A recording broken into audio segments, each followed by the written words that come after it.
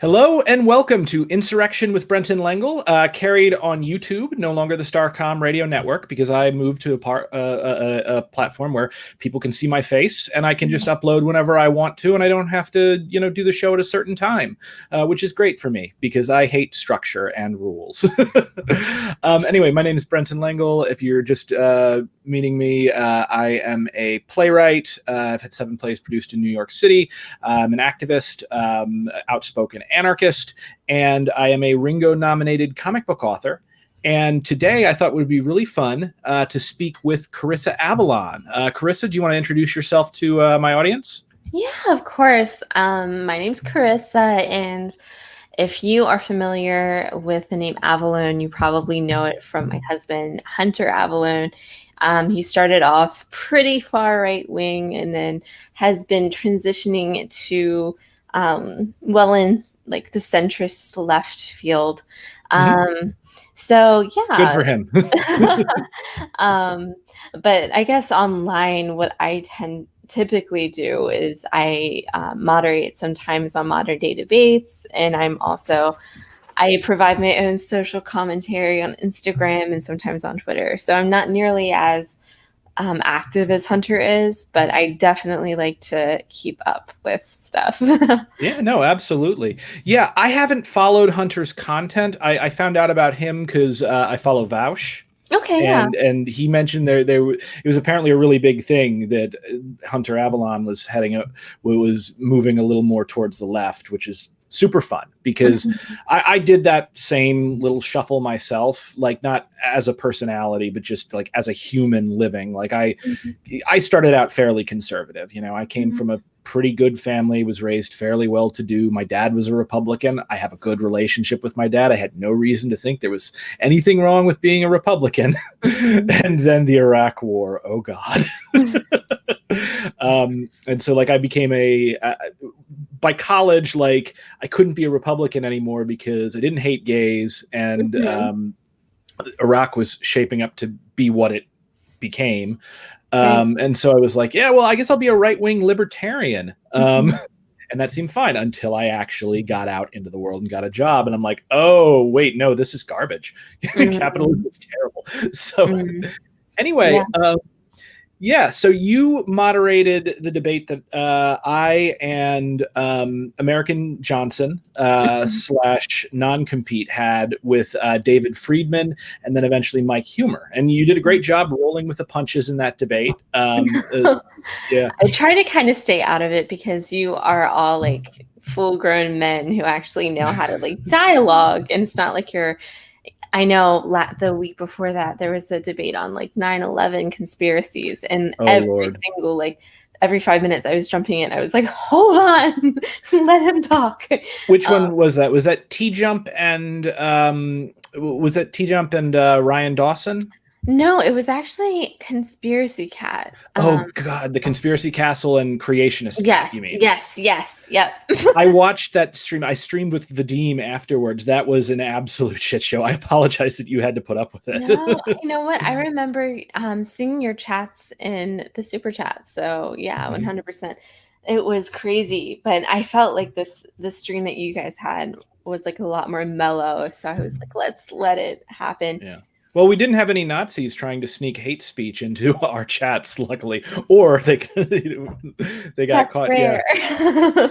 Yeah, it's nuts. Like, because there's like everything that online Nazis do is like buried in like 7 levels of like their in-jokes and memes, and it's really hard to keep up with. I luckily follow a podcast called I Don't Speak German.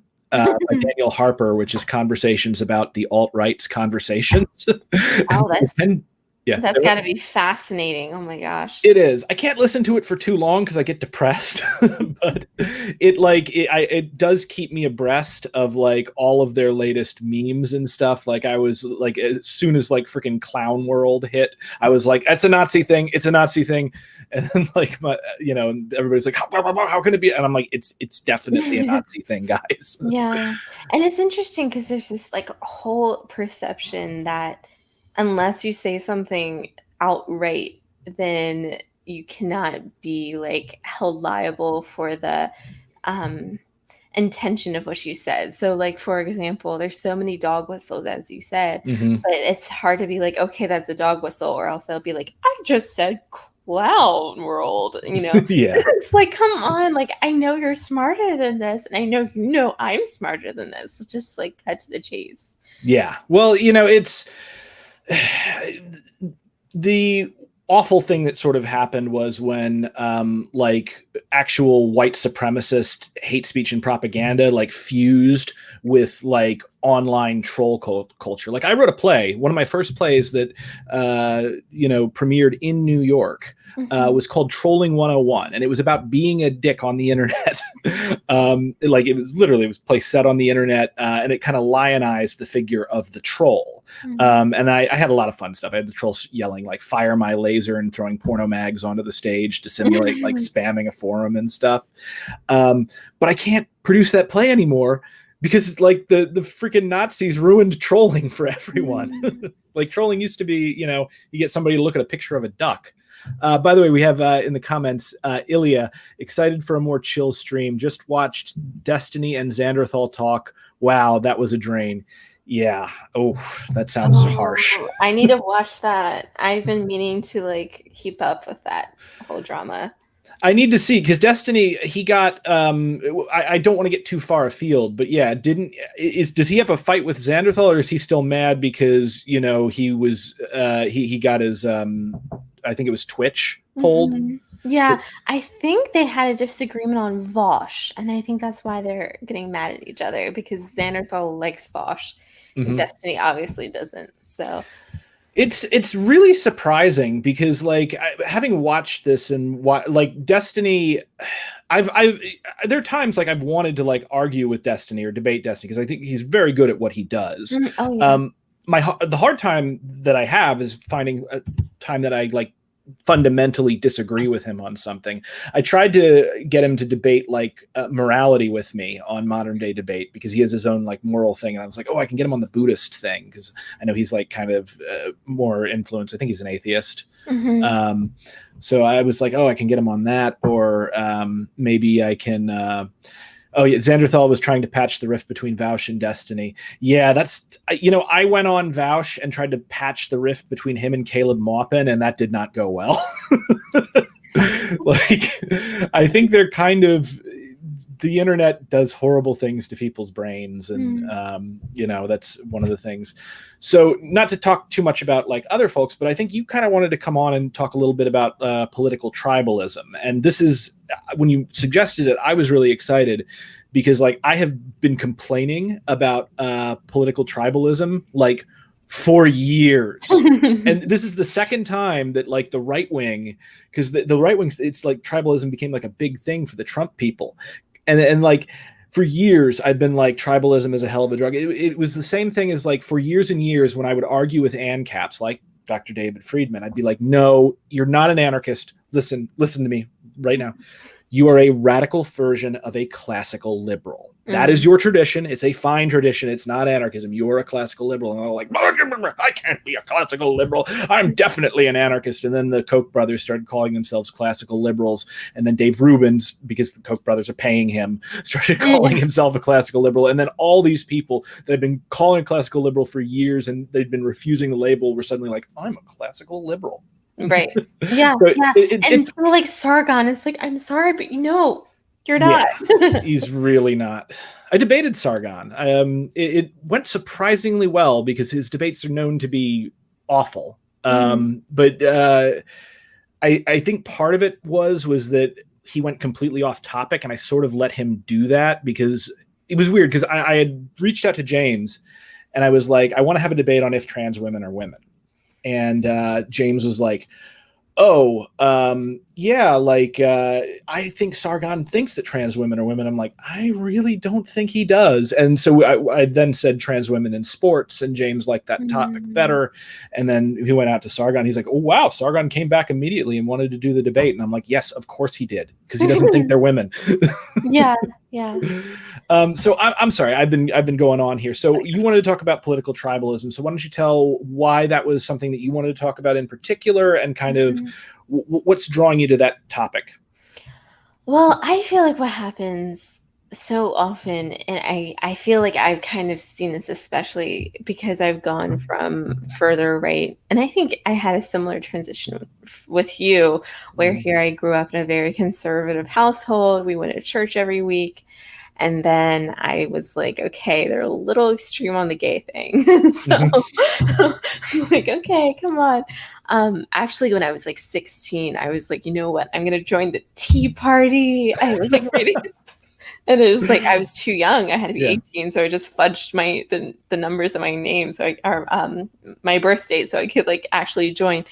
But then like it's just so I would read literature on it. I read Wealth of Nations when I was really young, and I would read like a lot of literature. I think I read like A Moral Defense of the Free Market. It was like a Catholic book, actually. Oh, are you Catholic, or did you just happen to be reading a Catholic book? It was like from a religious stance, not actually even from a Catholic person. Well, for me, it wasn't the Catholicism that drew me to it. It was more the religious stance. Ah, okay, cool. Because my family's Catholic. I'm very much a Nichiren Buddhist. But okay, yeah, but yeah, Catholicism, like. I would probably be a Catholic if I were a Christian. Yeah, either that or a Quaker. my grandmother was a Quaker, and oh, cool. Yeah. So so I'm sorry I interrupted you. You can continue. No. So I guess what I noticed was I went off to college, and I actually started dating someone. It wasn't Hunter. It was a guy, but he was like much more of like a liberal.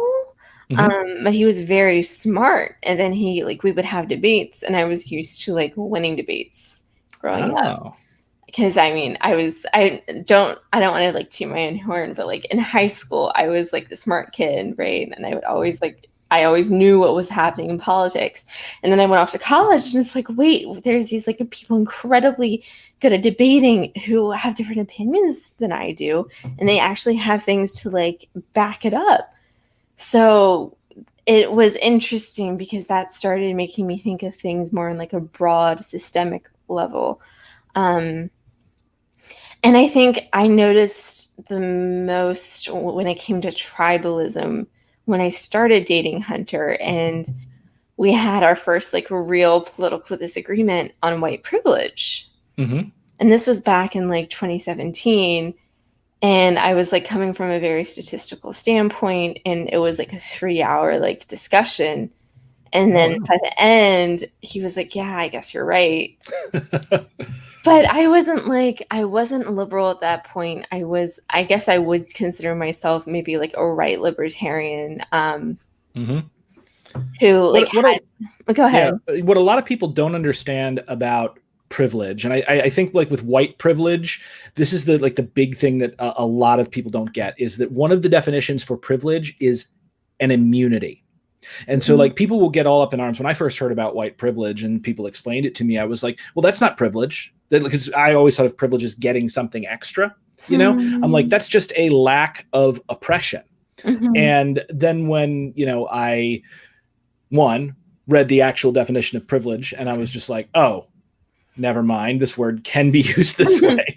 But two, like I got into the streets and started doing activism, and like the time that I first like became very painfully aware of my privilege is, so I live in Harlem, and I had a play, the play version of my comic book, Snow White Zombie Apocalypse. I'll just get that in there because I got to get that in everything.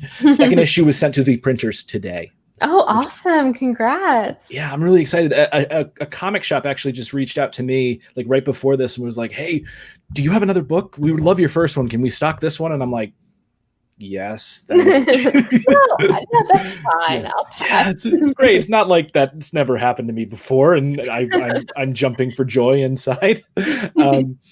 But yeah, so anyway, I was putting on my play, Snow White Zombie Apocalypse, in Manhattan, and I had to take the props because it was in the New York Fringe Festival, and you weren't allowed to leave things at the theater. unless they could be locked inside a trunk. And so while this like 1 week run was going on, I would have to roll out of bed, grab all of my props, and I'm talking swords, I'm talking like guns, and they're all antiquated. But like I've basically taken toy guns and painted them to look like real like flintlocks and stuff.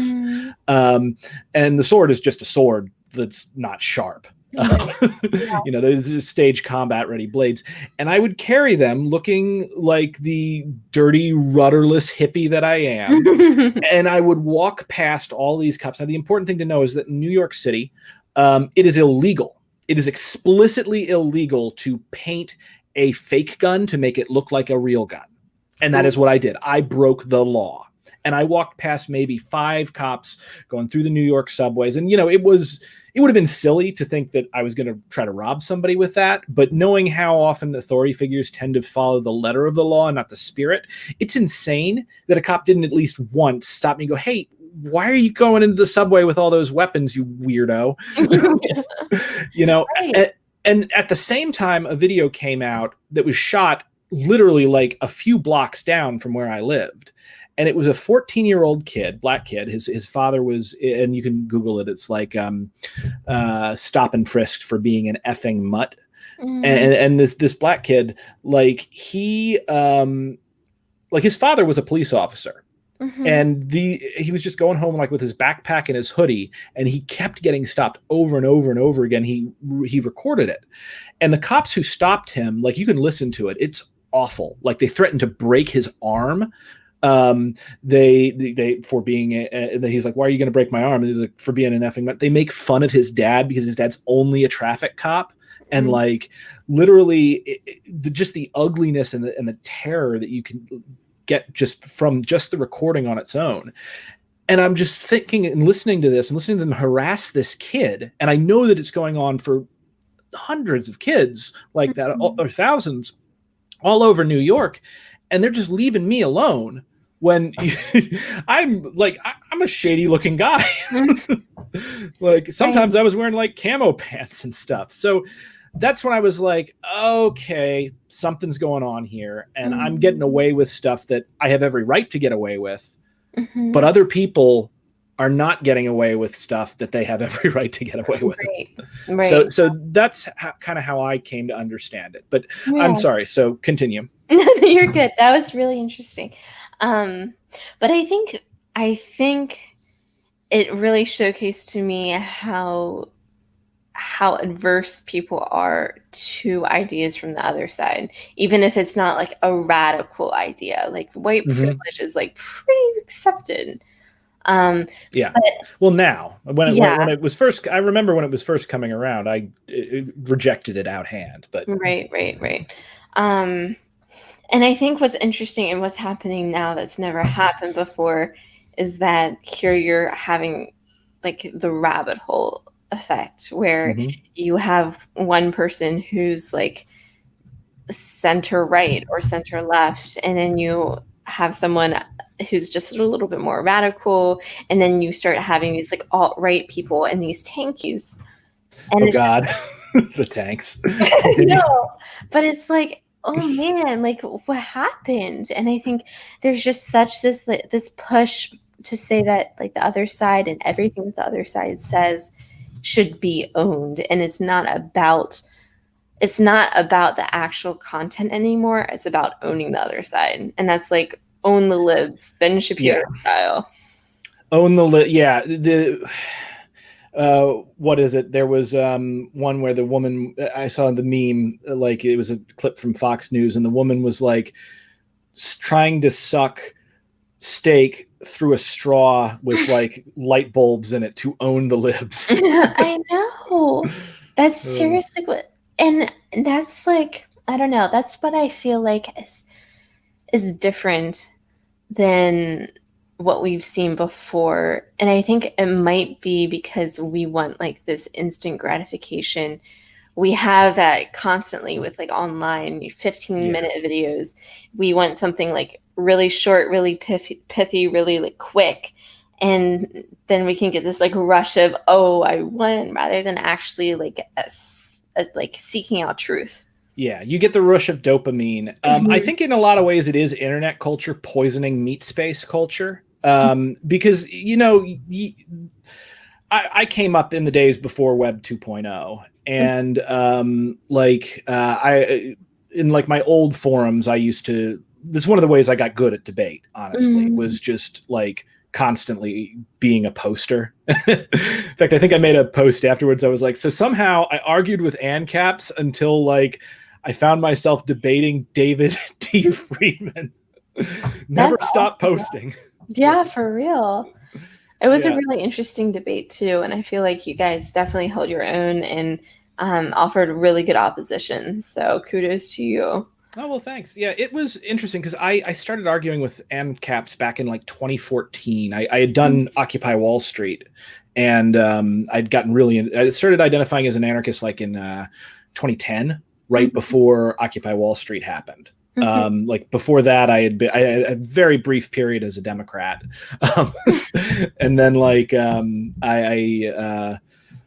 I remember during the period, like when I was a Democrat, Sally Cohn, who did like a kind of liberal think tank. I met her in New York at a thing and kind of I walked up to her afterwards because things were looking pretty dark in 2010. It's hilarious to think 2010 was dark and we've got 2020. But I remember I walked up to her and I was like, I am like so pissed off and I'm really looking to get involved. Like, what can I do? And Sally Cohn's like, well, moveon.org is good. And I'm like, yeah, I'm not going to do that. And so I sort of just did my own thing for a while. And I remember I saw like a graph about like the distribution of wealth in the United States and like what Americans think it is, what they would like it to be ideally, what it actually is. And it blew my mind. And I was just like, okay, screw it. Property's theft. And I started identifying as an anarchist and like went down and did Occupy, got beaten up by a cop and thrown into a motorcycle. That was an interesting experience. And kind of came out of that. And by about 2014, I was at my most radical. And suddenly I found out that ANCAPs existed. And I was like, that can't be a thing. So I jumped into that head first. But I'm sorry, I'm pulling this off. I apologize. I've got ADD. It's super interesting. I always think it's interesting when people change their perspectives and what kind of like calls them to do so. Yeah. Well, at least for me, I can tell you what changed me, and I don't know if you identify with this, with where you were going, but a lot of it was my circumstances changing around me. It was learning new things. Like I was arguing online with an anarchist originally, because once I learned that anarchism exists, I was like, well, this can't be a thing. Then I had to learn about anarchism to argue against it. I won the argument, and then like 6 months later, I was like, I was wrong. And that's the thing, though, is I feel like a lot of times people don't realize that in order to actually like win a debate, you should know the other side better than the other side knows it. Yeah. And that's the interesting thing, because like on Instagram, constantly people will be like, you know, Joe Biden's far left, and I'm like, no, he's not. And I'll like explain to them, you know, why and what the difference between social democracy is and democratic socialism. And these are people that are like actually educated, that I feel like are going to get into like politics as they continue like through college and stuff. And it's like, how do you not know this? Or when people say that fascism and social democracy is the same thing, it's like, yeah, no, it's not. I'm sorry, but it's not. That's left over from the Cold. Well, not the Cold. Well, I guess the Cold War. That's left over from the 1930s, like Comintern, like the freaking like USSR. That was their official propaganda line, where they called the Social Democrats in Germany social fascists, and I don't think any of the higher ups believe that they were actually fascists. I think it was just more of a good way to smear them, and they thought they would win that competition once everything fell apart, and clearly they did not, unfortunately. Right. Yeah.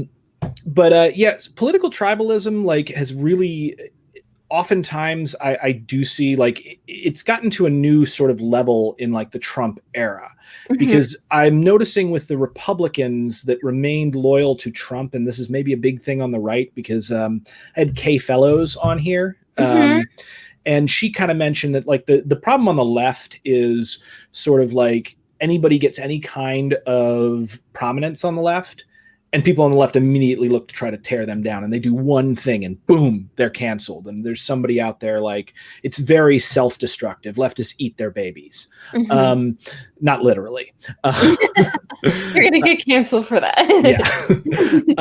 Whereas on the right, the opposite problem is there's almost nothing that anybody can do once they become prominent. There's almost nothing they can do that will ever make them accountable for what they do. I mean, like Milo got canceled, but look at what he had to do to finally get canceled. So it feels to me like with Trump, you're really seeing where people are so enamored with what Trump symbolizes to them that they don't pay too much attention to Trump the man, or they try to avoid that. And they're willing to flush like every single principle that they've ever had under, like, I mean, you remember in the debate I had with Smokey Saint, I don't know if you saw it, but like he was sitting there and he said that like we needed to keep Trump to stop socialism.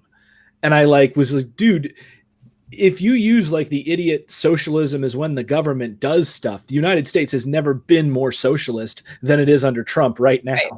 Like they're just giving people money, or they were. So but it seems like socialism is what Trump says it is. And the guy is never wrong.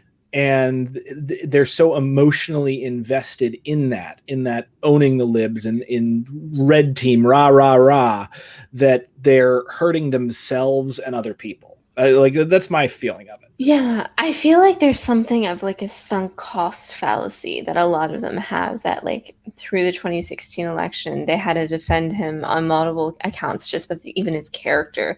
And then they already invested that amount. So when more and more crap came out about him, even his policies, they were like, oh, I have to defend these too. And so here you like, it's almost like an abusive relationship where you put up with more and more shit and justify more and more. And it's just like, can't you see? And that's exactly how it is in a relationship. When someone's being abused, you're like, don't you understand what's happening to you? And it's like half the country is just like, it's impossible to reason with them, because if you explain the other side, even if you don't even support the other side fully, they think that you're automatically defending them. It's like, and that you're trying to, get them with your evil commie spells. In a lot of ways that may have contributed to my own radicalization. Like one of the reasons why I first started looking into communism was everybody was calling Obama a communist. And like, I had been arguing with communists. I knew what communists were. And like, I was like, yeah, Obama's not a communist. And that gradually morphed into, no, MFer. Obama's not a communist. I'm a communist. Property is theft. Let's go right now. And that's honestly how you have to like convince people is, again, you have the same type of thing where like people are saying Nazis were socialists. No, they weren't. And then you actually I have like Nazis come in my chat and they're like, yeah, they weren't socialists. Socialists are evil. And so I'm like, see? And even those, like, even the Nazis who were more socialistic, they all got killed in the Night of Long Knives. Like Hitler killed those people. So even like the as far to like, there's a famous quote where like, it's attributed to Hitler, where it's like, we are socialists, we're against this. That's a Strasser quote, a guy that Hitler had killed for saying that. And it's interesting because the whole reason that Hitler was actually against like communism wasn't even because of the policies. It was because he was told by his senior advisor that most of them were Jews. Oh, So he thought that the communist revolution was the Jews' way of taking over the world, the Bolshevik revolution. And that's again like this perception and I know it's so like cringy to be comparing like what we are in right now to like Nazi Germany, but I think back then you had this type of tribalism. Yeah, it's honestly not that different, to tell you the truth. Like we're not quite there, and I don't think we're going to get there. But I've studied that period pretty extensively, and the overlap is frightening. There's a lot of, and I feel like a lot of it's just from tribalism too. And I think this weird like ultra nationalism that if you like even just like say something that America did in the past that was bad, and you're like, you're anti-American. Yeah, well, they lose their minds over it. The big part is that Republicans, people on the right, tend to value loyalty as one of their main things, oftentimes to a detriment. Really quickly, by the way, because we have in the comments, I had a guy. Did I lose a Simon Griffin? Who said, hey, man, not sure if this is the platform to tell you this, but I'm a libertarian that moved left due to your debates. Dude, thank you. I have a ton of questions. Is there some way I could reach out to you? Yes, there is. So, Simon, keep an eye, subscribe to my YouTube channel if you can, because I may be doing a Q&A very soon. I haven't done any of those yet, but I'm getting enough of an audience at this point that I feel, would be justified in doing a Q&A, so you can ask me on that. You can actually, if you Google my name, Brenton Lengel, you'll find my website, which is just brentonlengel.com is one word. On that website, there is a contact me link. You'll be able to, it's like if you were interested in getting in touch with Brent, email him. Click on that, you'll get my email, and we can talk back and forth. I'm pretty busy, so I can't guarantee that I'll be able to respond to everything, but I will, I know where you are, so and I really appreciate you coming to me with some questions and stuff, so I'll do my best to answer it either via email or possibly like on stream at some point. So, yeah, I'm sorry. We are back. That's awesome. Yeah. So yeah, I think you are right about that. And I think, like, again, it's this sort of loyalty, red team versus the blue team. There's a great essay. I forget what it's called. It uses the term red tribe, blue tribe, and gray tribe. And something like, I can tolerate anyone but the other. And it sort of breaks it down American politics like that. But I'm sorry. So continue. I've been talking a lot.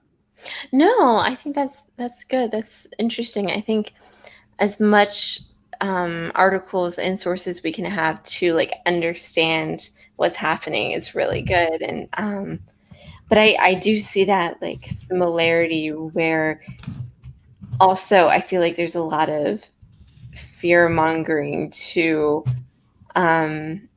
that tries to convince you to vote on like one subject.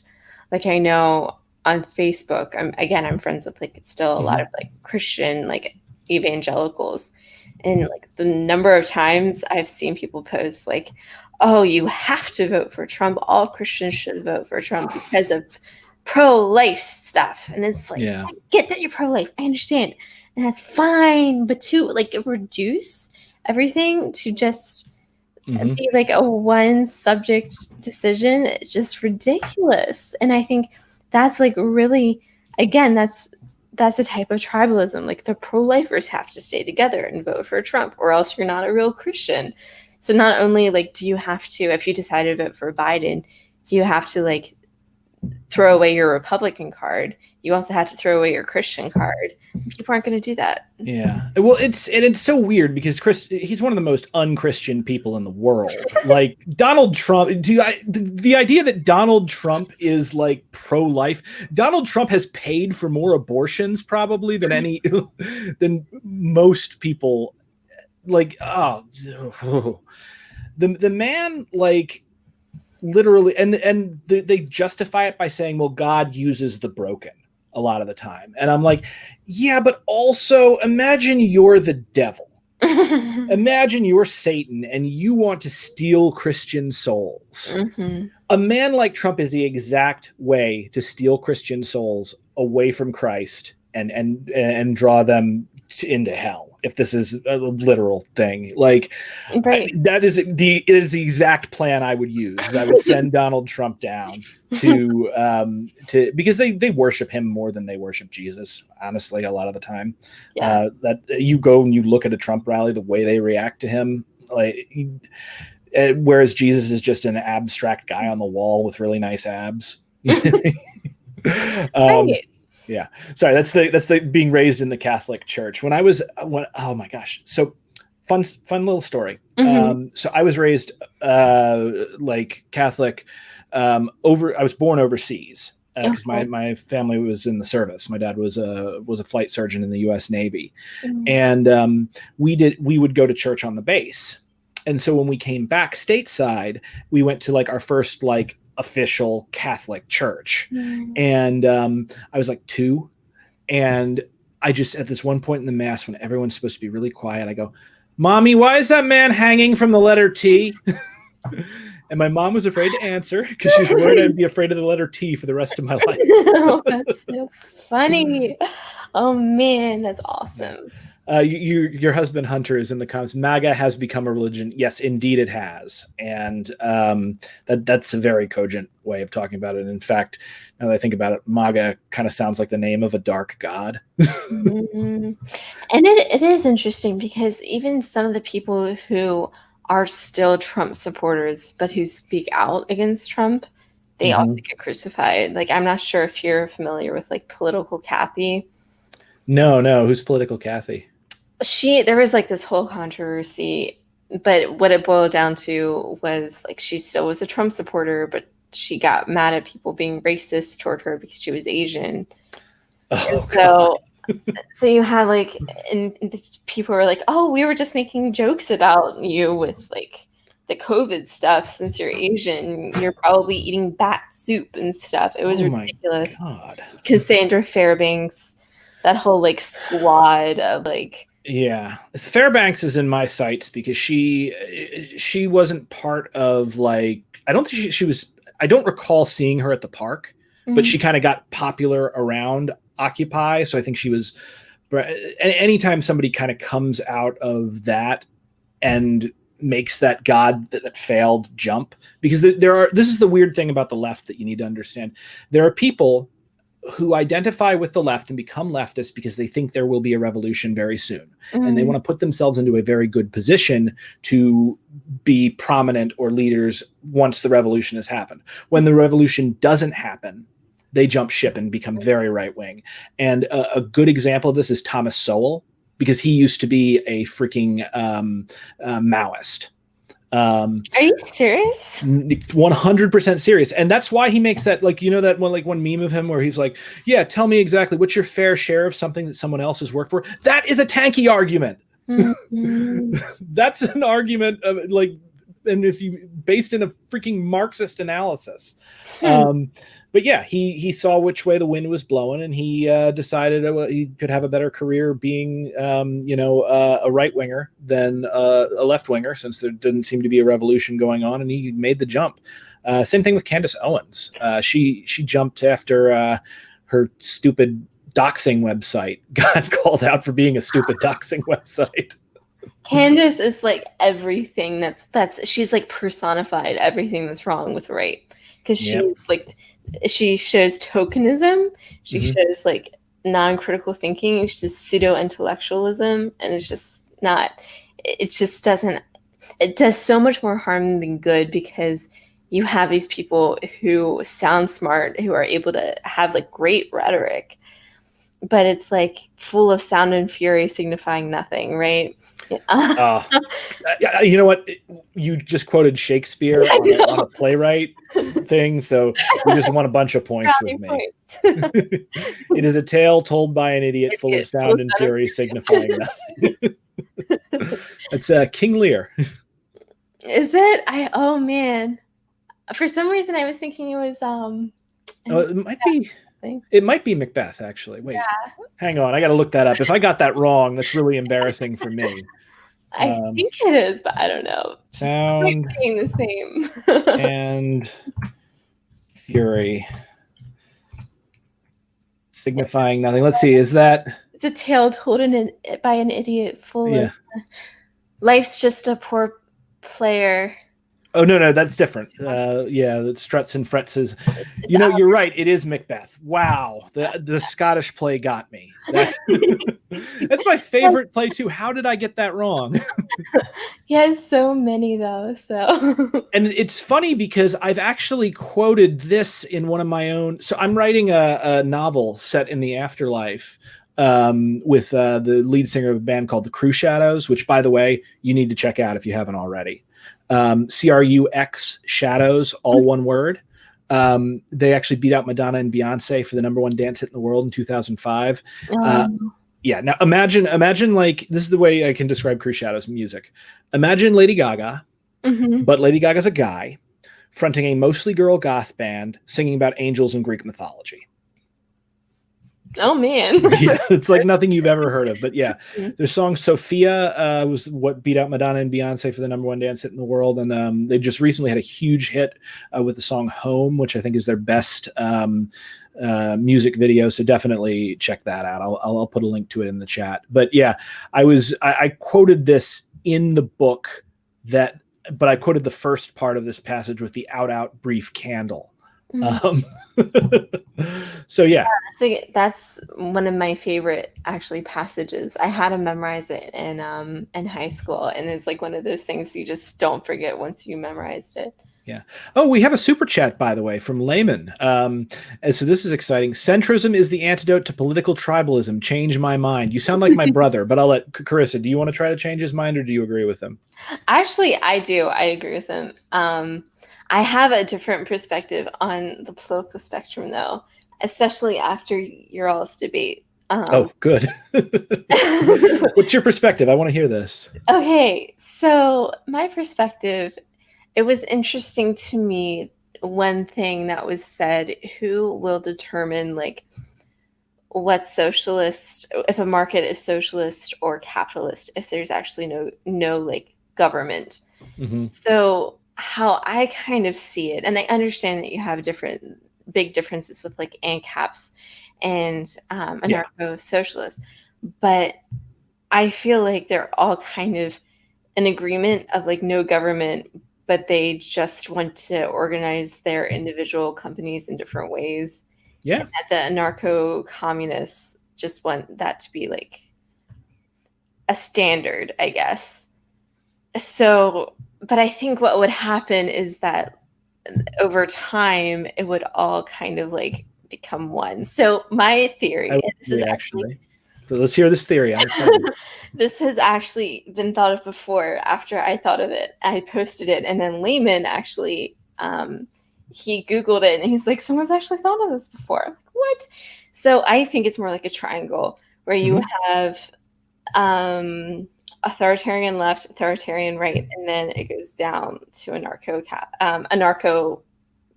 anarchy, not even anarcho anything. I don't know.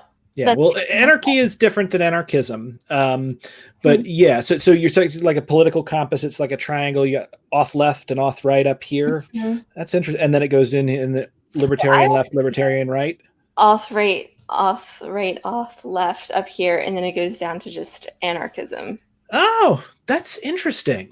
In practice, I can see that, actually. Yeah. Now, there's some subtleties that may be being lost. By the way, anarchism and anarchy, like, it's really hard to get your head wrapped around. It took me years. What's the difference, nominally? Well, so anarchy is a state of society in which there is no government. Anarchism is a political ideology that grew out of the more radical currents of the First International. So basically in the turn of the century, when capitalism was blowing up and people were losing hands and children into factories and everything, this organization called the International Working Men's Association, the IWA, came and met. And it was a bunch of workers and intellectuals in Europe that were like, hey, so this is great, but also kind of messed up. We should probably do something about it. And this had happened in the wake of the French Revolution. So essentially what happened at this conference, and they met 3 times, the First International, the Second International, and the Third International. So the First International, they all met, tried to figure something out, and factions began to emerge, like Republicans and Democrats. By the Second International, the factions were pretty well set because of a fight between two thinkers. One was Karl Marx, that everyone knows, and the other was Pierre-Joseph Proudhon. Proudhon was the founder of political anarchism. And he put forth another theory of mutualism, and they used to be friends. But then they had a fight about the stupidest thing in the world, book publishing rights, and decided they hated each other. As a result of that, what eventually happened was that these two factions emerged. You had the libertarian socialists and the and that also included like the more right-leaning anarchists, like the individualist anarchists and the mutualist anarchists. And then you had the Marxists. And this came to a head at, I think it was the Brussels, I'll have to look it up, but basically they broke, and the anarchists were kicked out of the organization by the Marxists. And I think Otto von Bismarck famously said, the crowned heads of Europe will quake with fear if ever again the black and red reunite. That's actually why, if you look in the Spanish flag of the CNT-FI, it's red and black being separated. So that's the anarcho-communist, anarcho-syndicalist tradition. So basically everything grows out of that. And you have like the philosophy of Peter Kropotkin, was a famous Russian prince who was an anarchist. You have Emma Goldman, famous American. I love her because the FBI tried to turn her into an informant, and she threw a glass of water in the guy's face on a train. And you also have, as I said, Pierre-Joseph Proudhon, Mikhail Bakunin. So it's a codified political tradition that seeks to build a society that maximizes both positive and negative freedom, the freedom from oppression and also the freedom to actually do things based upon setting up society in a particular way. So the famous A encircled by an O, that means anarchy is the mother of order. So it's not like the Joker, that's not what anarchism is. But a state of anarchy, it could be anarchy brought about by anarchism, which is a very ordered and organized society, or it could just be there's a disaster and there's no government here. Does that make sense? Yeah, 100%, definitely. It's just interesting because I feel like when you have the auth left and the auth right, they're like very different in how they like structure their society. One is like much more classist. The other one is much more like nationalist. Racist. Yeah. Right. But then as you go down the libertarian spectrum, you reach a point where really all you disagree on, and I mean, I understand that this is a big thing, but is how to structure organizations and how to structure your individualistic economy. Yeah. You already don't want the government to be involved. You don't want wealth distribution. You want an economy that is like self-sufficient and fair in the most way. And like either, I know you can have like your more individualistic anarcho-communists, and you also have your like more communal anarcho-communists. Yeah, and there's also anarcho-collectivism, which was advanced by Bakunin. It's anarchism, like philosophy-wise, it's an ocean, and lots of fish swim in the ocean. Each fish would be a different species, I suppose. I guess I feel like pragmatically, while I understand that there might be a right and a left on a theoretical spectrum, I feel like pragmatically it would all come to like a head almost. I think it might. There's a great essay by David Graeber, and I think I mentioned this in the debate, called like Parable of a Divided Island. And essentially what he said was that he thinks that all of these huge ideological divides between the right and the left anarchists would be pretty much worked out in practice, because he was a poster on Usenet, like right in the very early days of the internet. And the ANCAPs were doing this thing that they love to do, which I'm sure you've heard this term before. They would hate it if I called it this, but it's really what it is. They love to virtue signal. They fucking love it. Oops, I shouldn't have, I'll have to clip that out or something. I'm trying to bring it in now that I'm now that YouTube is letting me make a little money off of ads, I'm suddenly like, oh, I'm not supposed to swear.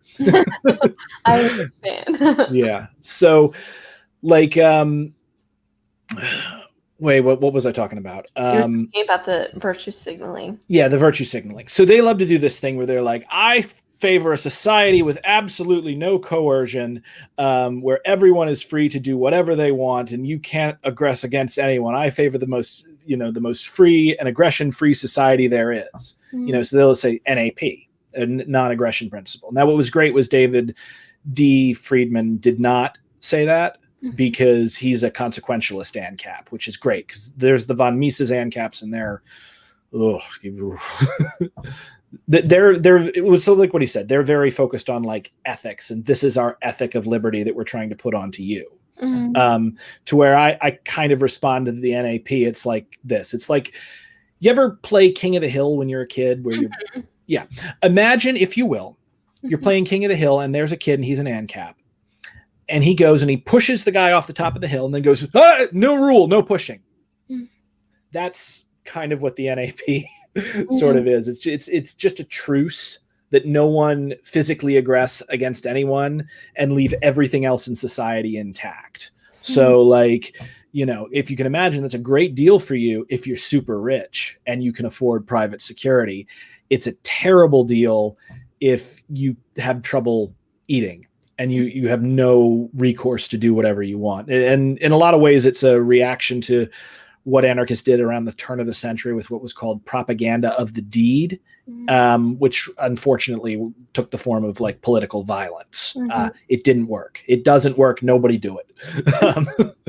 But also there was direct action that anarchists believe in, just doing stuff, not asking for permission to make the world a better place. And sometimes that involves violating what other people consider property rights. But the point is, to get into like a really long drawn out thing with it, is you always say, the person's like, they always imagine that you're going to need some Gestapo to stop someone from hiring someone else to do their work.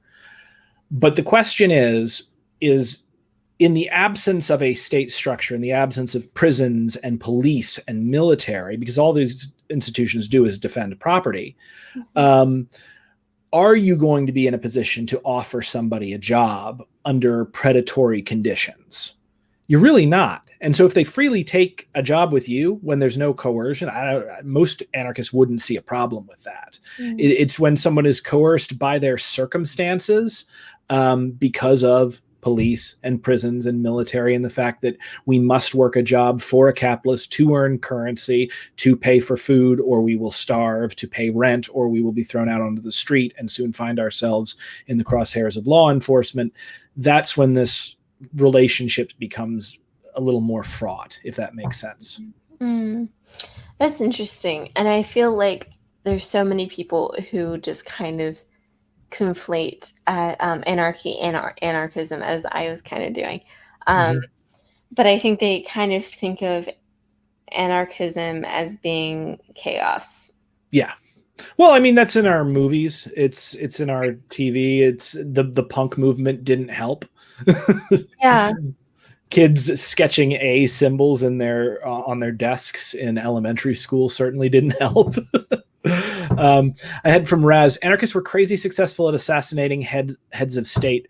Yeah, and how did that work out exactly, Raz? I'm going to quote, I love that you're saying it, and yeah, some of the assassination attempts were successful, but they didn't actually prompt the revolution that people thought they would prompt.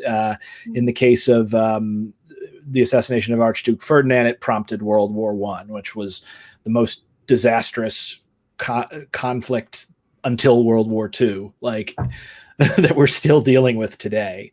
So, I will quote Peter Kropotkin when I say you can't blow up a social relationship with a few kilos of dynamite. Yeah. Oh, sorry. I was yelling at one of my fans, who's a wonderful human. I don't know if it's a man or a woman, actually. But yeah, so let's talk a little bit more about kind of your theory on that. I really do like the triangle because I don't know if ideologically it works, Right. but I would say in practice, I think it very well might. Yeah. Yeah. No, I agree with you, because in practice, it does not work for authoritarianism, but I think it does work for like the lower end of the spectrum.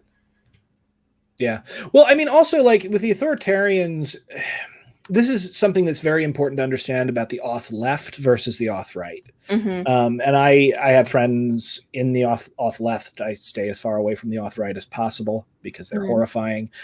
The auth left is motivated by a great love of mankind, like of humanity. Like Che Guevara famously said, it may seem strange, but a revolutionary is motivated by great feelings of love. It's the idea that all human life is equal without rank or distinction and equally deserving of the fruits of the earth. Which I think is a beautiful idea. It's gone horribly wrong in certain situations. A good example might be the capitalist-backed Pol Pot, who, they killed people who wore glasses and made people share toothbrushes. But and stopped by the Vietnamese communists. But the auth-right seems to be motivated by kind of like an insane desire to justify hierarchy as violently as possible, to keep everybody in their place. Don't cross that border. Don't go anywhere. Don't change anything. If you do, you're messing with like the natural order, and I'll kill you. Like that seems to be what they say when you go way far on that thing. And you even see it in like the Patriot Prayer people. Like they have that RWDS that they put on, it stands for right-wing death squads, and they're like calling to mind like the actual right-wing death squads that murdered people in Latin America and Jakarta and stuff. So I feel like one of these two things, they're both dangerous to a certain extent. I feel like one of these two is way more dangerous than the other at the moment. I've actually, speaking of Lehman, who was in chat, I've had conversations with him on this before, because I don't know, I feel like from what I have dealt with the alt-right, I feel like they're less concerned with class as they are with identity. Yeah. So I feel like you have people who hate like trans people, Black people, people of, non-Aryan people. And then you have like the people who just think that there should be an ethno state, which is pretty much the same thing. Yeah. But I don't see really any of them getting very mad when like a Black person gets really rich or like a person rises from poverty. I see them kind of using that to perpetuate their narrative that it is possible and that socialism does not need to actually happen. Yeah. Well, that depends. If they're Nazis, they do get mad. But yeah, I agree that some on the not quite as far on the auth left, like, yeah, they're happy that Kanye is super wealthy and stuff. And I feel like on the left, I think you're right that the ideals are better because you're not hating people based on their identity. But I think on the, again, this is primarily on the auth left, you hate the people for their class status. So I would agree that that's dangerous. It is. And I personally think it's slightly better just because it's the difference between something you can change versus something that you literally cannot change. Yeah. But I feel like in a pragmatic sense, you, and I understand that you have, again, the ideals that are different, but on a pragmatic sense, it can wreak the exact same destruction, the auth and the auth right. And that's what you saw in like, again, with like tankies, you have people who like were killed if they didn't read theory, Yeah, and they can get a little cultist. Now, there's also some tankies, honestly, who I think are really smart and are very measured, and they make some really good points. I'm good friends with Caleb Maupin, and he's become like the internet tank, and there's a lot of lies out about him, and a lot of people on the libertarian left, entertainers who are super mad at him and convinced he's like a transphobe when he was marching for trans rights before anybody was out of like, I know Caleb because I've been in the street with Caleb. You know, like when you face down a line of riot cops with someone, you learn who is actually committed to making the world a better place and who's just there for their own reasons. So like, I think that there are some on the auth left that can be worked with. There are others that seem to just have a Soviet army fetish. And like, I had a friend, I had a friend go like way off the deep end, like as a tanky. And his issue, like it literally like destroyed our friendship, and we were roommates, and he signed a year lease with me and then like ran out on it, and moved in with a girl who then took all of his money and eventually beat him up, which was pretty bad. Oh, no. Yeah. But like Vouch v. Caleb was wild. Yeah, that was wild. Sorry, I'm seeing the comments here. Like the thing is that we kind of like, we're friends again, and he's gotten better. And a lot of that was at his most, and this actually can tie back into tribalism, because here's the thing. That friend of mine, he was going through like a serious mental health issue. Like he was having a lot of anxiety. He was not seeing a doctor. He got so anxious. He quit his job. And then like all he was doing was like coming back to the apartment, closing the blinds, and reading r/communism and playing video games and drinking really heavily to like keep his anxiety down. And what people don't realize is that certainty, the feeling that you are certain about something, that you are right, that's a drug. It hits your brain in a similar way that like freaking cocaine hits your brain. And so people can get addicted to that shot of dopamine, that rage, and that feeling. And they just search and try to get more and more extreme because the feeling isn't as strong each time you do it. And that's one of the ways that people can self-radicalize into cults or into, you know, ISIS or something like that. And so like, that's something to really guard against. And I think that may also be what kind of drives this type of political tribalism. There's a lot of power and the feeling of power to be had in like identifying yourself with somebody like Joseph Stalin. You know, it's like, my dad can beat up your dad.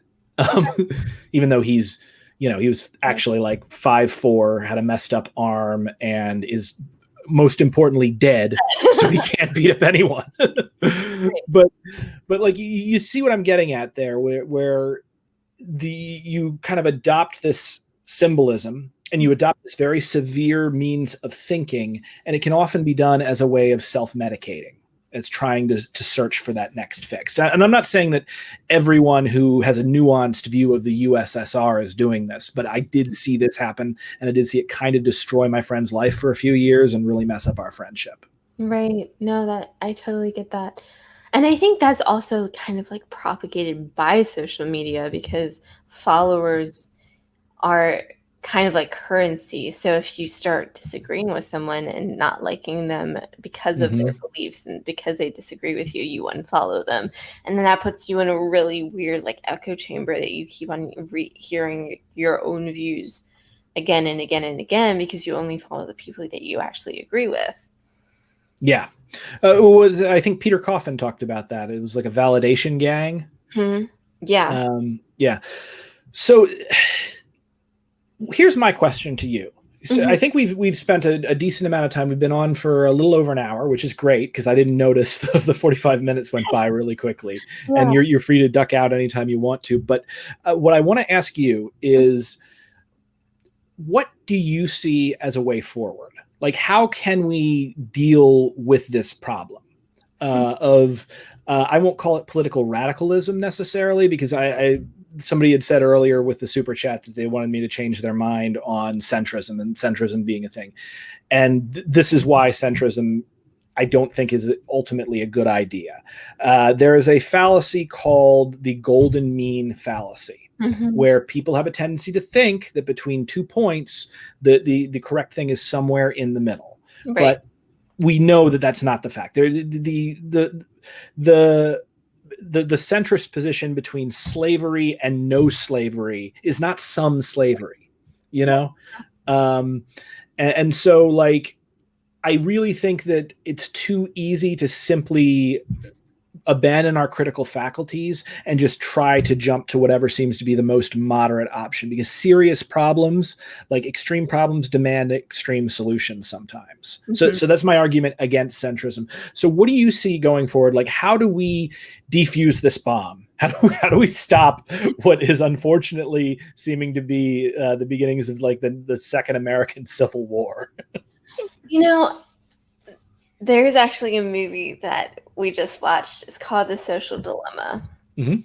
I don't know if you've seen it. I have not. So what's it? How does it?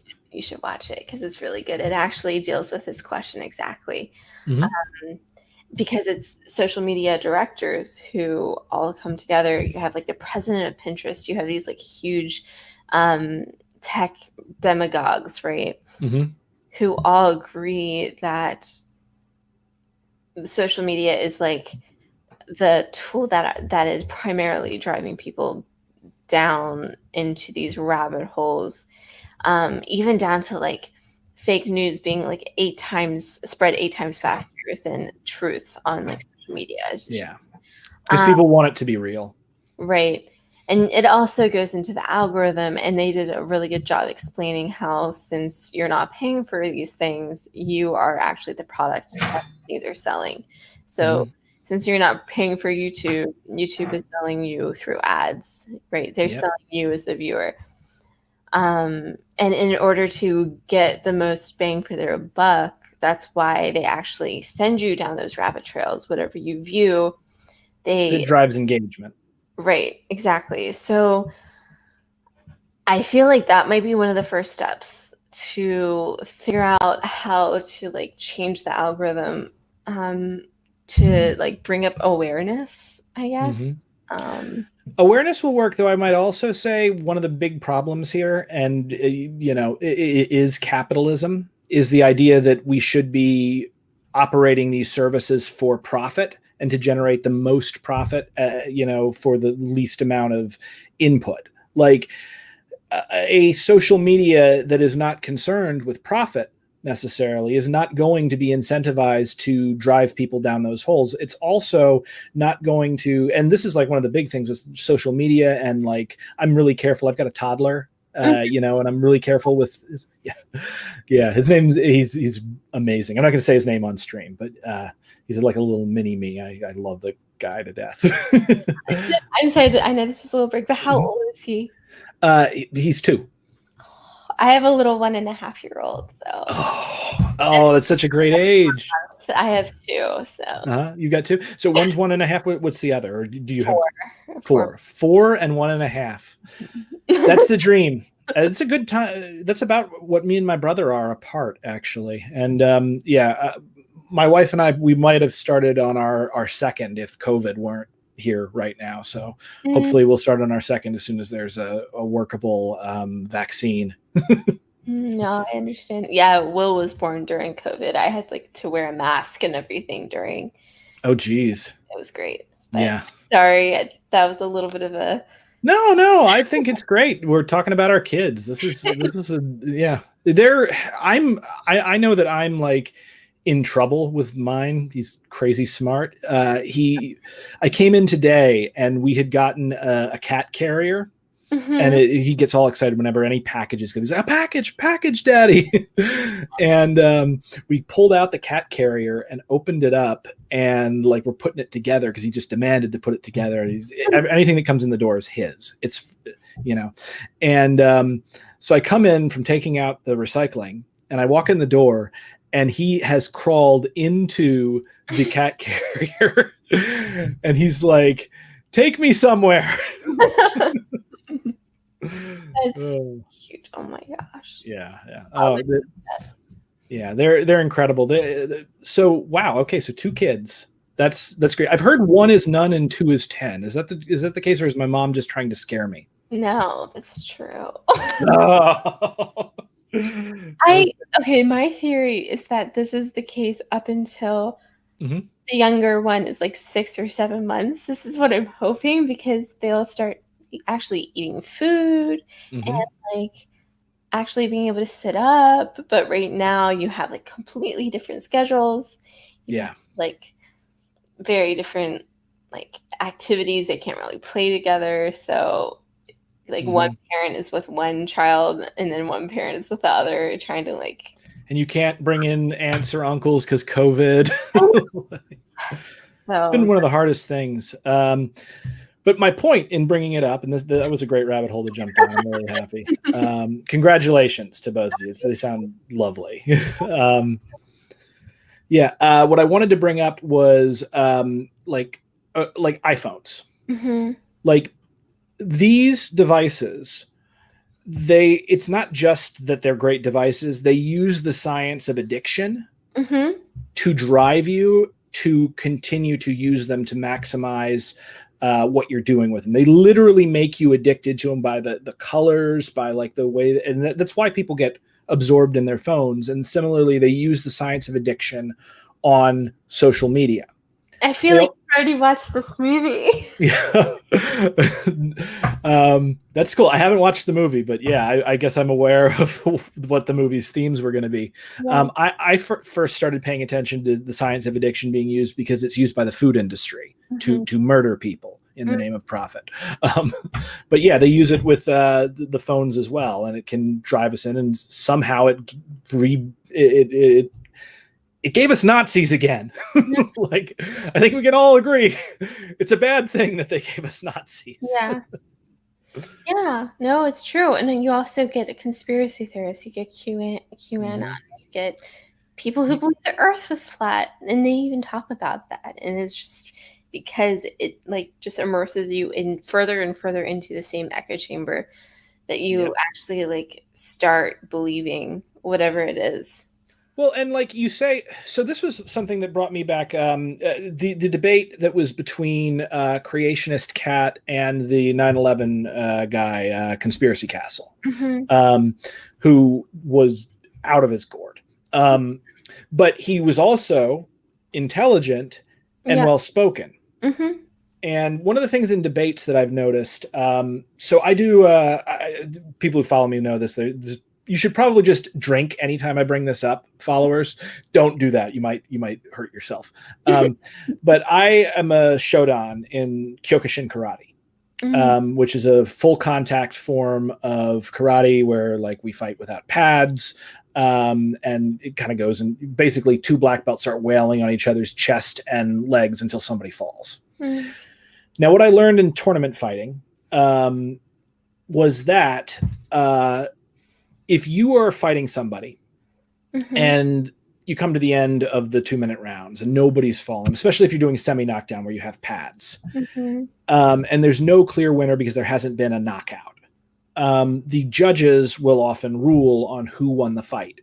And oftentimes they will rule in favor of the person who threw the most punches.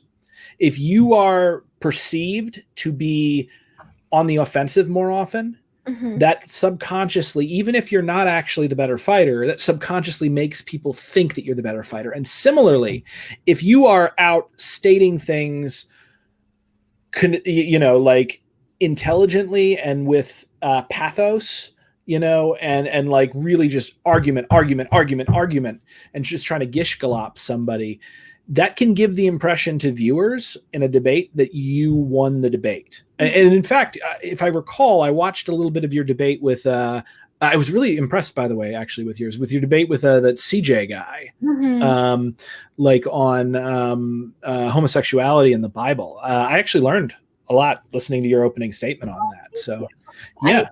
That was my intention. I don't even care if I like won. It was more about if I can get one person to like reconsider. Well, you got me to reconsider. It was a very well stated and really interesting, and you went into a lot of theology, and your opponent was like, no, The book says this. But like a lot of people find that compelling because it seems like he's throwing all the punches. And I'm not critiquing your thing on that. It just that came to mind. So I don't remember why I started talking about this. I think we were talking about conspiracies. Yeah. They can be very persuasive on social media, and the social media algorithm will find the people who are most vulnerable to them and bring them in as the audience. And in fact, if you watch what Bannon did with Cambridge Analytica, they actually did that. They found people who, through like quizzes and stuff that they'd filled out online, they could target them as these are people who are likely to believe in conspiracy. They fed them information that was designed to feed those delusions and bring out more of that personality. And then they made them all loyal to Donald Trump. Like they literally got suckered by an actual like mind control conspiracy. Right. Yeah. Yeah. And that's, I mean, I think actually they brought up the example of Myanmar, if I remember correctly. I think that was the country. Yep. Myanmar. I debated a guy. Myanmar. No, I was thinking of another country in the area. Myanmar, like where the Buddhists murdered a bunch of people. Yeah, and I think that was all because the government used Facebook to push propaganda. Yep, which is horrifying. And as a Nichiren Buddhist, it's particularly frustrating to see that. Yeah, I mean, Myanmar. Buddhism is an interesting religion, or as some people would say, like philosophy, because it really has the potential to be, I think it's probably the most tolerant faith that you can have. And it's inherently anachronistic, not anachronistic. Not anachronism, but what's the thing where you destroy traditions? Oh, I know what you're talking about. Starts with an A. Chat, what's the thing? Maybe iconoclastic almost. Iconoclastic, there you go. It's inherently iconoclastic because attachment to the Buddha or to the sutras is negative. It turns the wheel. So like to see Buddhists get suckered by what we would call devilish functions and like by fundamental darkness, by the delusion that we are individuals and that we can gain by hurting other people is really, really disgusting. And I can see how social media definitely did, drive that genocide. Like recently I'm going to be debating Armin again from Atheist Republic. We did one on like are white people discriminated against, and we're going to be debating on faith. And I watched also with Armin, he did this thing a couple days ago where like he put out like a cartoon of sexy Kali that somebody had drawn for like Rule 34. And like I was just like, okay, you're being a dick, but whatever. And then like these Hindu nationalists latched onto it and they lost their freaking minds. And now he's just making shirts and stuff, which, okay. And they're sending him like Photoshop pictures of his mom with like her head on like porn and stuff. And I'm just like, this is exactly what the Buddha was warning about. So like, I feel like, again, it's tribalism. It's people confusing symbols for reality. Now we've been at this for a while. I'm having a wonderful time, by the way, but I definitely don't want to keep you, especially keep you away from your kids and your awesome husband, because I know my wife gets mad at me when I stream too much. I'm gonna read something really quickly from the chat, and then we'll have you, if you want to plug your pluggables, you can make an exit here and have the last word. So, oh wow, I need to show my wife this. Back before she transitioned and was an evangelical, she wrote a doc to other evangelicals about homosexuality and the Bible. She would enjoy seeing it. Oh, that's awesome. Go do it. The CJ guy, again, I don't want to tell too many stories. I am not a fan of his delivery. I'll just say that. And I've actually said publicly he sounds like Eric Stryker. Like, Mm-hmm. and if you don't know who Eric Stryker is, good.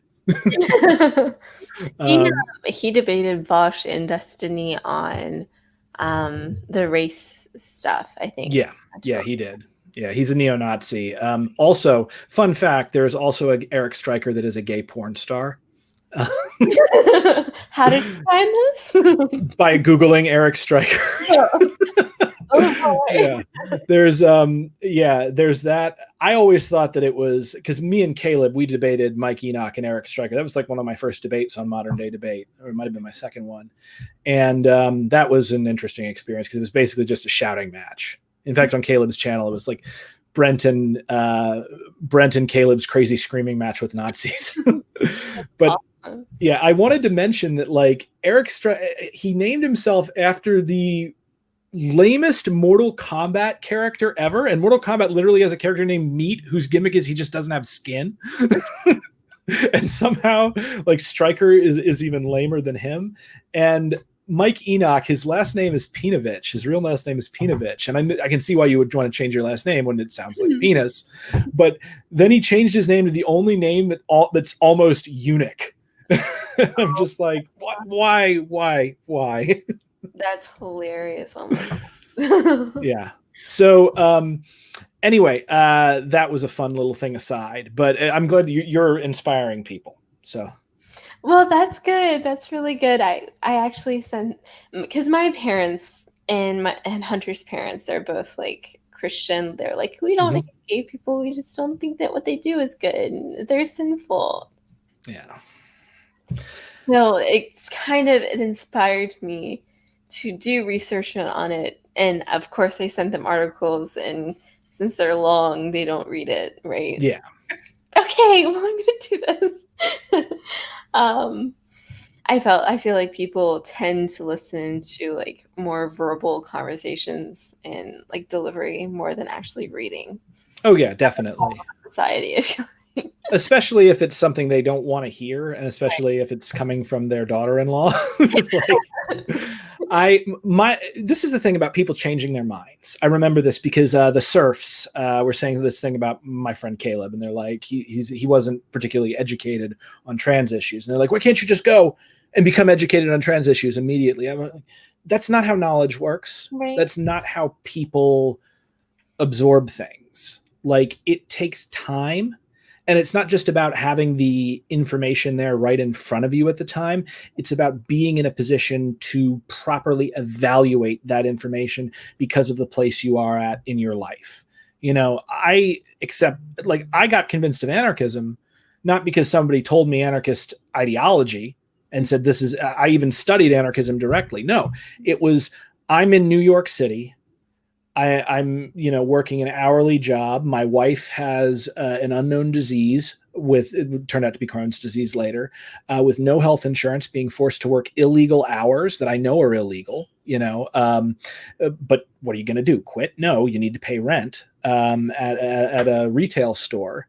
And like, you look around, you see the giant buildings, you see these huge concentrations of wealth. You start to rub shoulders with the upper class because you are an artist, and that's what we do. We have to deal with that. And eventually you just go, property is theft. And you go take your black and red sign down to Occupy Wall Street, and then the cop throws you into a motorcycle.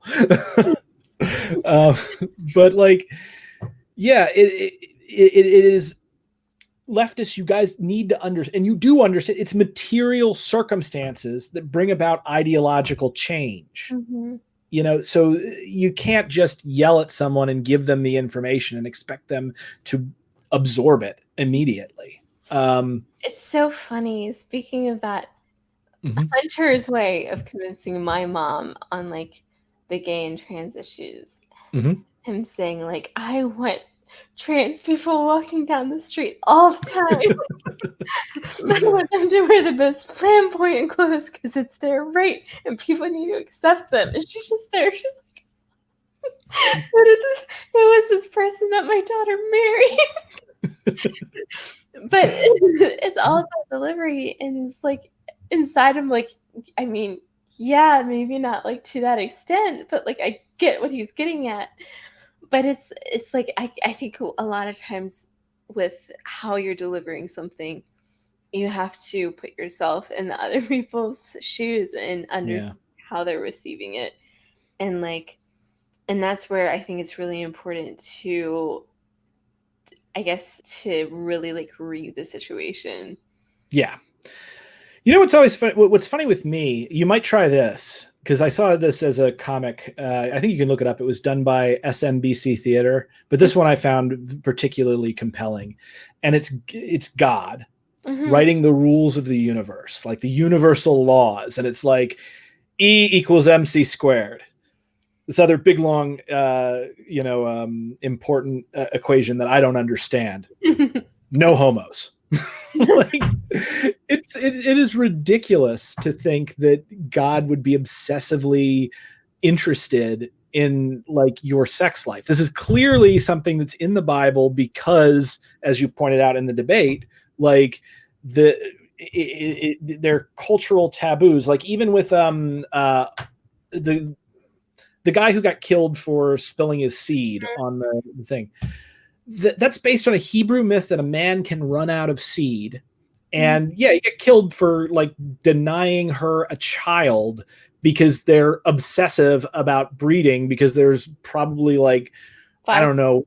Yeah, there's 5 people around. Right. But it's just a different thing. Yeah. But what if we had too many people? It's like, it is interesting because there are some verses in the Bible that actually talk about if you're an adulteress, then you're supposed to drink a bitter water. Gross. And that's supposed to abort the baby. So there's a lot of like things I think Christians selectively view. And they're like, these 5 verses are, anti-gay, and you will look deeper in it. Why are they? And one thing that I actually found, and I wouldn't even consider myself a Christian, but my perspective is that any religion that can be, I guess, interpreted in the most progressive way possible is good. Oh, yeah. You'd like Soka Gakkai then, by the way. We just had Soka Gakkai, by the way, can be a little overwhelming because they're very Japanese and very happy and excited all the time. And so like when I joined, I was like, these people are really happy. There's gotta be something wrong here. But we had a 50,000 youth gathering, and like we had a trans person like as one of the 3 like people's experiences, talking about how Buddhism aided in their transition. It was a trans woman, I think an immigrant, and a cop were the 3 people that we highlighted. And into a bar. Yeah.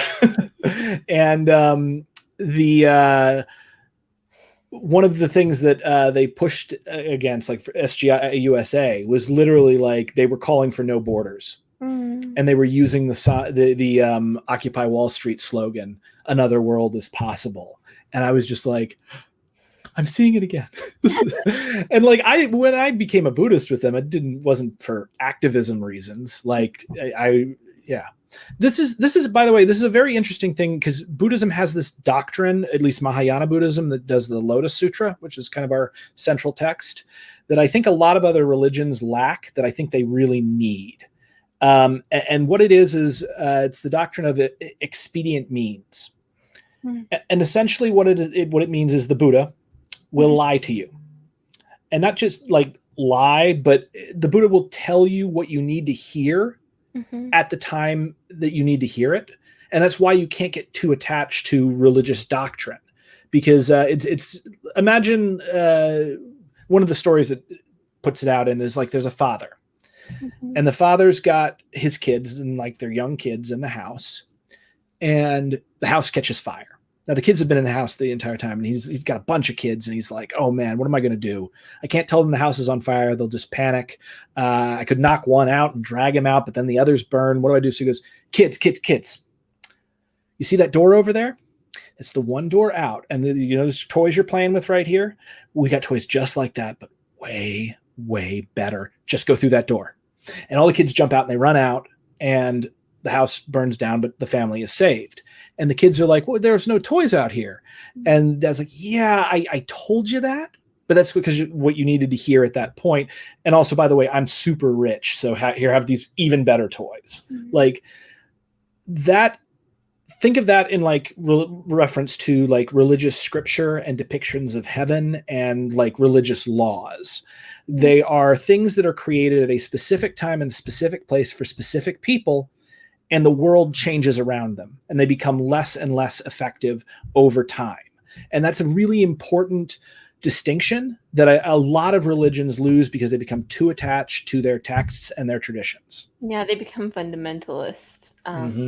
And it's important too to like understand that, yeah, like the underlying theme of saving the children from the fire, that's still good. Like that's still you, but just like how you do it is like, that's not going to be like going through like ages. Like a preservation of life is what's going to be, you know, have longevity rather than like the means by which you do it, I guess. Yeah, absolutely. And by the way, I wasn't trying to like witness to you or convert you. I'm just excited about.